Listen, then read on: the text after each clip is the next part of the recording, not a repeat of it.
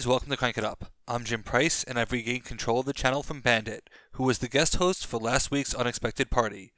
What was he thinking there at the end? It doesn't even matter. Let's talk about the All-Stars. I've done 2 All-Star alternatives in the past, yet factions of this nature continue to be among the most requested videos because the idea seems fun. Create something new out of something that is well understood. But there are 2 common pitfalls with All-Star style factions that surface when trying to create them. First, they are harder to balance because you can't nerf or buff an ability. Since you are replicating an existing ability, which is set in stone, your only alternative is to swap it for something different entirely. Sometimes this is how I feel about the current All-Star deck, where their ceiling is just too high because there's nothing that can be done about it. The second pitfall, which makes the first even deeper, is that there is a tendency to place artificial restrictions on how to comprise the deck. In the current All-Star faction, you see 1 minion and action from 10 different sets, including geeks. This means that at the moment a card is chosen, you eliminate all other cards of that category in its set, just for diverse representation. In baseball, this include every team mentality often leads to surprising choices because someone has to be there, and it can mess with the cohesion of the team. Smash Up is no different. So for this All-Star faction, I'm not only dropping artificial limitations, but I'm avoiding the third pitfall, one not unique to All-Star factions, but common to custom factions in general, abandoning the slotting system. I strongly believe that factions with more unique cards are harder to balance because each game you are getting something different. It becomes difficult to make sure all unique minions are of equal weight in the faction, so the cards you do see drive the outcome of the game. For this faction, which I'm calling the Scouts because reasons, I am choosing existing cards in the default template that I feel fit their mechanical theme. The Scouts want to use their advanced knowledge of the deck in order to maximize their plays, many of which are conditional and have a chance to be suboptimal if not played or timed carefully. To comprise the deck, we need to consider the ability to foresee or manipulate the deck, as well as the ability to use deck ordering to our advantage. And as it turns out, some of the earliest cards in the game fit the latter category. The Power 2 slot goes to the Neophyte, which wants the top card to be in action. On success, you draw or play it, but because it's an on-play ability, timing is everything.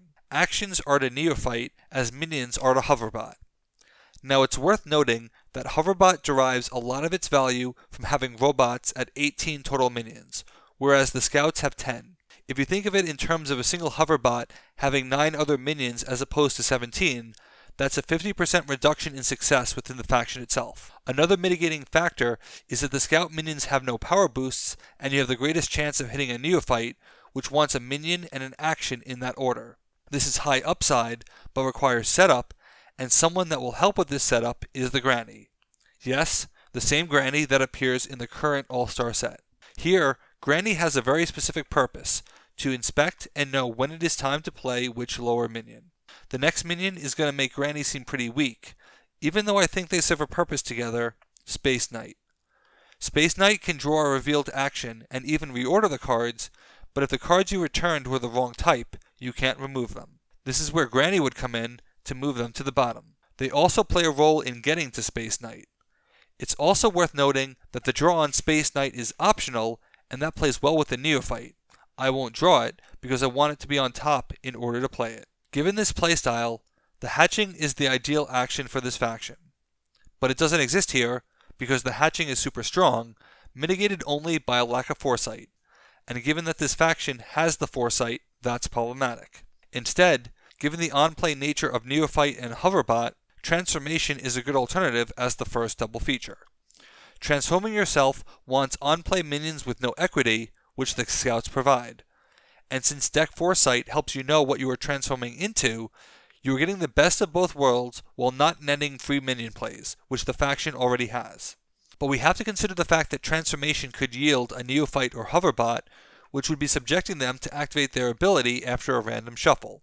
Instead, we need the ability to see multiple cards in advance, which brings up our next double feature, for my eyes only. Part of me strongly feels that this card should modify 6 cards, 3 full turns in advance, since you draw 2 cards and only really get to act on the future knowledge on your next turn. Having 2 cards of acting is nice and spies could definitely use it, even though you also put them on the bottom, but we have to live with 5 because we cannot change the card. Still, if you ordered your cards correctly, Transformation would hit the top card, allowing you to maintain the order and potentially transform a Neophyte into Hoverbot and get the second card as part of Hoverbot. This produces a similar effect to the hatching while actually requiring setup, which helps with balance. Now, given the current smash-up cards, it would be easy to fill this faction with cards that are just doing the same thing. Gold and Then There Are Hills plays from the deck, as does Plan for More. That could get old quickly. Instead of taking both, I'm just taking Gold and Then There Are Hills for card 5. However, there is a similar card that makes perfect sense for this faction, Teaching Power.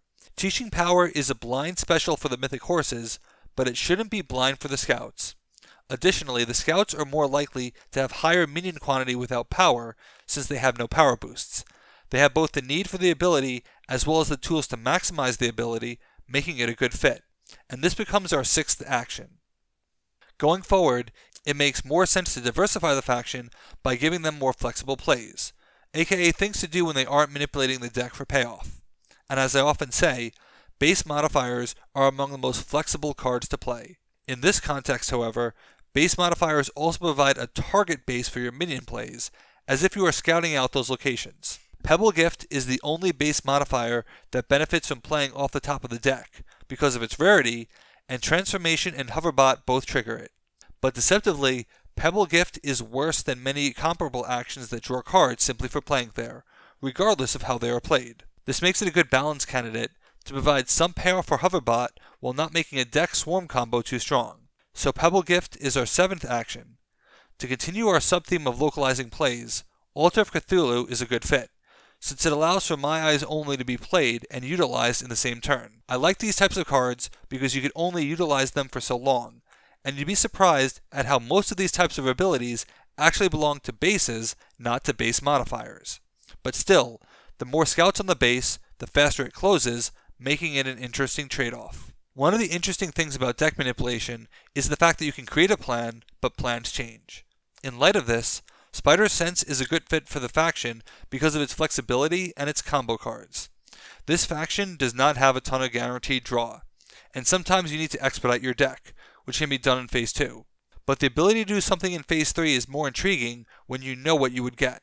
The use case is that you use For My Eyes Only, thinking you have time to set up a play. But it turns out you don't have time. A base broke, and now you need to adapt. If the cards you have coming up would be of value to you, drawing them a turn early on someone else's turn would be flexible and welcome. For the final action, the choice might surprise you, but it's Woodland Helpers. This faction has no recursion by design, because you can't give a faction everything. But Woodland Helpers is only action recursion, and it puts it on the bottom. Yes, you can shuffle with Transformation, but this faction is designed not to. Instead, by overloading actions on the bottom, this faction is playing the long game and stacking the bottom of their deck in a known order. If they can sift and draw through it fast enough, they have an optimized deck for the endgame, but only of actions, which is still good enough. This keeps your Neophytes relevant all game long, keeps Altar of Cthulhu relevant, and helps you maximize each turn by never wasting plays. It's also worth noting that this faction will draw more actions with their cards, so putting actions back into their deck will be worth it. If you needed to use Transformation as the forced shuffle, you still have that option, and you can do that intentionally to create a deck with a high action output and tune your deck towards Neophyte and Space Knight. What I like about the Scouts is that it gives deck manipulation a purpose, much like Spy Penguins condensed into a single faction. You see your cards, and you make plays utilizing that knowledge. Because the faction cares about both minions and actions, it's harder to stack the deck without hurting the other side through synergy. The Neophyte is flexible to draw a card like Teaching Power or For My Eyes Only instead of always automatically playing it. This faction is an all-star style in terms of repeating abilities, while giving more consistency with the standard format. What do you think of the Scouts? Let me know in the comments. Thanks for watching, be sure to like and subscribe. Let's shut it down.